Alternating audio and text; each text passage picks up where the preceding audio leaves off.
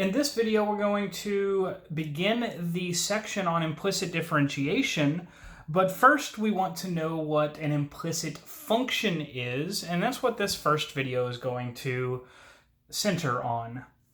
So first, maybe we should define what an explicit function is. So an explicit function is a type of function that you are used to seeing. An explicit function of y in terms of x is a function that is solved for y,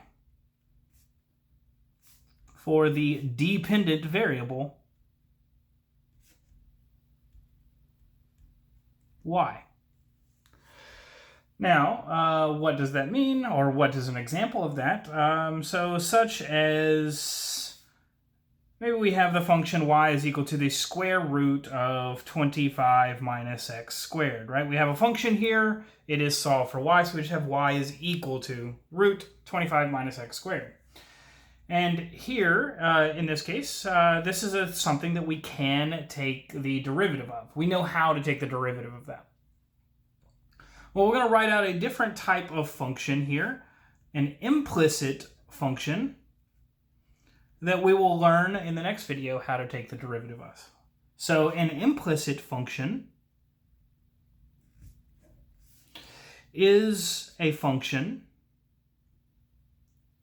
that is not solved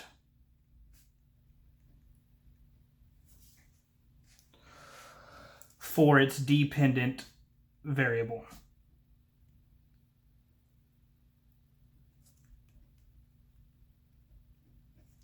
So in this case, let's give some examples. So for example, y squared plus x squared is equal to 25. We can actually solve this for y, and we get this y is equal to the square root of 25 minus x squared as one of the functions this turns into. We'll talk about that more in just a moment. Another example is y squared is equal to x.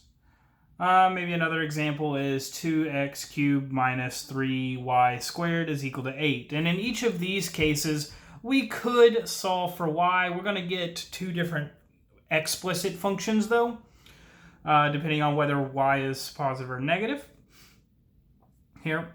But let's see if we have something like y to the 5th plus 3x to the 4th y squared minus 2y plus 8 is equal to 0.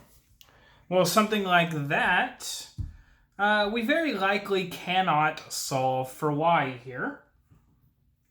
And in fact, that would not be a good idea to try to do so. That would, if possible, take a very long time to do. And in general, it turns out that for fifth degree polynomials, we don't really have a general solution for y here. So fifth and up actually creates a bit of a problem. So let's explore this concept a little further, right? So I was mentioning this y squared plus x squared is equal to 25 function earlier. Let's write out a few things related to that. In the case of y squared plus x squared is equal to 25, we can solve for y, right? And when we do that, we get one of the equations we said earlier, which is y is equal to the square root of 25 minus x squared. But we also get y is equal to negative root 25 minus x squared. Draw the picture so we can see what's going on here, right? Y squared plus x squared is equal to 25 is a circle centered at the origin of radius 5. So that's x equals 5 here, x equals negative 5 over here, y equals positive 5, and y equals negative 5.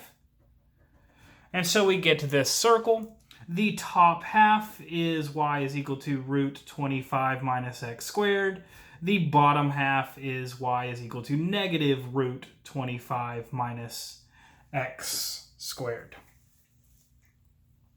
And so we see in this case, if we wanted to derive this function where y is a function of x, and we want to derive the function or the equation that represents the circle here of radius 5 centered at the origin, then we would need to solve for y, and we get two different explicit functions. And then if y is positive, we'd have to derive this one. If y was negative, we would have to derive this function. And you can already see that that gets a little complicated here, because then we have to determine which of these two functions we should be using at the time. And in general, if we look back at these functions up here, as I said here, most likely we cannot even solve for y in the first place. So what we need to do then is come up with a method that we can derive an implicit function, so a function that's written out like this, where we have not been able to solve for y yet. What we're going to end up doing is using the chain rule to do this, but we'll save that for the next video and go ahead and end this video here.